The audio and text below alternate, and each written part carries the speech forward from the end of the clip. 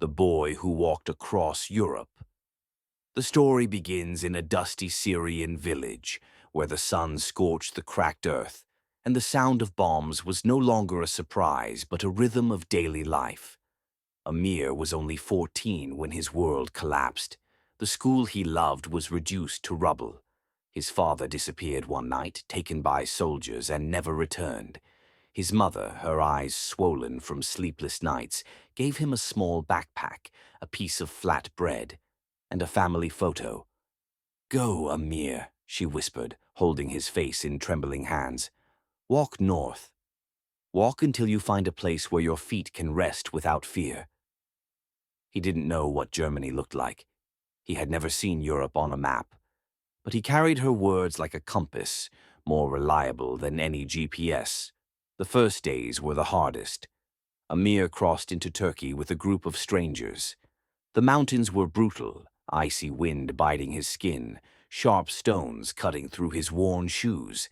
His breath came in clouds, his lips cracked, his body weakened. Yet, in his pocket, he kept the family photo folded carefully. Each time he felt like collapsing, he pressed it to his chest. In Istanbul, he worked for weeks in a bakery to earn money. Flour dust covered his hair, and the smell of bread reminded him of his mother's kitchen. But the coins he saved were stolen one night while he slept on a park bench. Despair gnawed at him. He wanted to return, but there was no home left to return to. So he walked on. The journey through Greece was chaos. Thousands of refugees like him crowded at borders. He saw mothers fainting from hunger, children coughing with fever. Once he shared the last piece of bread he had with a little girl no older than 7. She smiled at him with missing teeth and whispered, "You are my brother now." That night, Amir realized he was not just walking for himself, but for all the voices of children who had no path. Crossing Macedonia and Serbia, he endured endless nights under rain. His shoes split apart, so he tied them with strips of cloth. Dogs barked at borders, and guards pushed people back like cattle. Once he slipped into a freezing river, the current dragging him under. A stranger pulled him out, saving his life. Amir never even learned the man's name, but he remembered his rough hands lifting him to the shore. Winter struck hard in Hungary. Amir's fingers turned blue, his lips numb. He was caught and placed in a detention camp, iron bars surrounding him.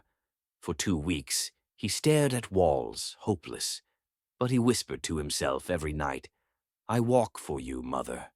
When released, he continued, step by step, like a pilgrim carrying invisible faith.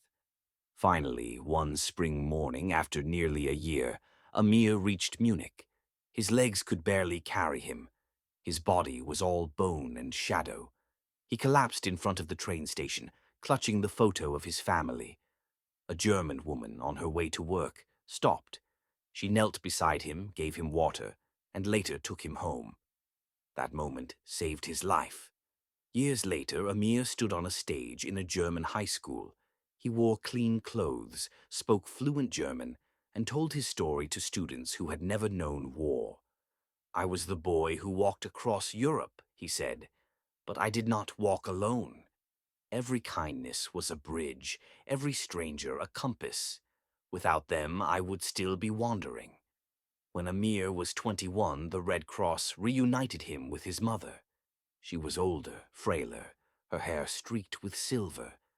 They embraced at a train station, the same place where he had once collapsed years earlier.